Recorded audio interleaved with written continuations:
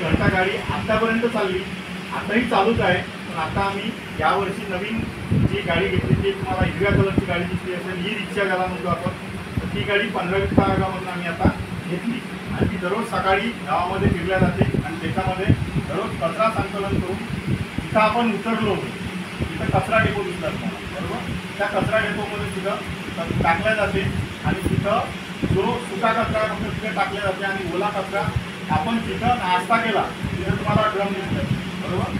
तर त्याच्या बाजूला तिथं त्याच्यामध्ये अंदर मशीन वगैरे सगळ्या ठेवलेल्या आहेत, त्याच्यामध्ये तो टाकल्या जाते आणि बारीक करून त्या ड्रममध्ये टाकून त्याच्यामध्ये कल्चर टाकून फिरून त्याचं खत तयार केले जाते आणि ते खत जे आपण वृक्ष लागवड पाहिली त्या वृक्षाच्या झाडांना ते टाकले जाते, त्या वृक्षांना ते टाकले जाते. अशा पद्धतीचं कचरा संकलन आणि त्याचा शेवटपर्यंतचा प्रवास असा आहे. आणि त्यानंतर जर शिल्लक राहिलं तर काही शेतकरीसुद्धा ते नेतात, त्यांना ते खत टाकायचं आहे, ते मिक्सर पावती पाडतात, ते खत आपल्या शेतातून टाकतात.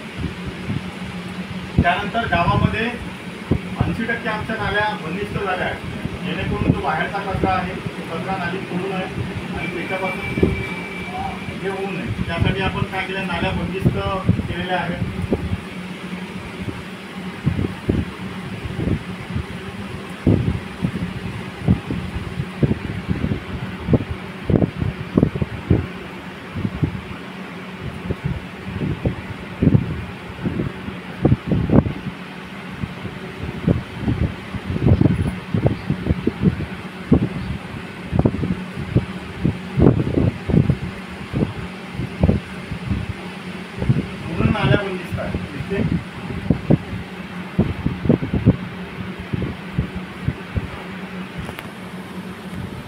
गावातल्या म्हणजे 80% नाल्या आम्ही पूर्ण बंदिस्त केल्या आहेत.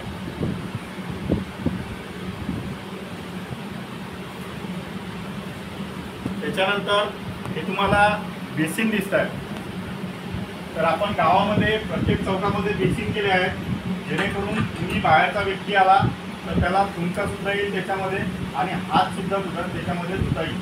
अशा प्रकारचं तिथं स्ट्रक्चर आपण तयार केलं. त्याच्यावर सिंटेक्सची टाकी ठेवली, मधात बेसिन आहे आणि त्याच्या खालच्या बाजूला जे आहे तर तिथं शोषखड्डा केला, जेणेकरून हात धुतल्यानंतर जे पाणी आहे ते पाणी वाया जाणार नाही, त्यासाठी सुद्धा खाली शोषखड्डा केला आहे, जेणेकरून वापरलेलं पाणी पुन्हा परत जमिनीमध्ये फिल्टर होऊन जाईल.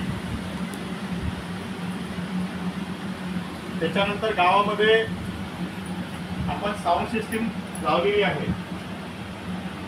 32 ठिकाणी आपले साऊंड आहे, जेणेकरून गावात कोणतीही योजना आली तर इथून ग्रामपंचायतमधून अनाउन्समेंट केल्यानंतर म्हणजे कोणतीही योजना असो, शासकीय योजना असो किंवा वैयक्तिक लाभाच्या योजना असो, सार्वजनिक असो किंवा मन की बात असो किंवा अजून काही जर समजा द्यायचं असेल तर इथून साऊंड सिस्टीमद्वारे दिल्या जाते.